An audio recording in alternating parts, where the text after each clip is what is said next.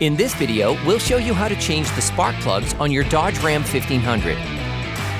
You can find them on CarParts.com via the link in the description. In order to replace the spark plugs, you have to remove the resonator. Using a flathead screwdriver, loosen the holding clip for the air intake duct on the airbox. Then, take out the duct. Using a ratchet, an extender, and a 10mm socket, unscrew the 2 bolts holding the resonator. Disconnect the electrical connector by pressing the plastic tab. Then remove the resonator. There are 4 spark plugs located on the passenger side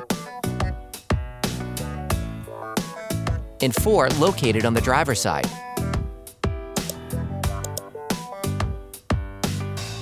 Disconnect the power from the ignition coil. To do this, push on the tab and pull on the connector. Using a ratchet, an extender, and a 10mm socket, remove the nut holding the coil. You can now carefully remove the coil, making small lateral back and forward movements. Tip: we recommend using a thin plastic tube taped to the end of a vacuum to properly clean around the spark plug. This prevents the dirt from falling into the motor.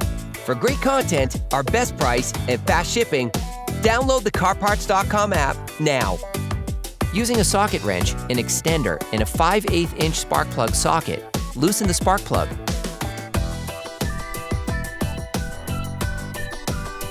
Finish unscrewing by hand. Remove the spark plug.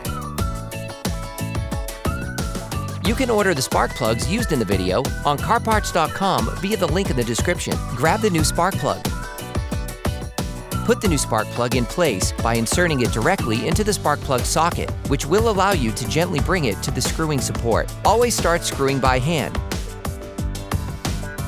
Then finish by fixing it in place with a socket wrench. There are several techniques for tightening spark plugs. You can use a torque wrench and employ the tightening torque recommended by the manufacturer. Put the coil back, pushing it in as far as possible. You can then screw the nut back in using a ratchet. Finish tightening using a torque wrench.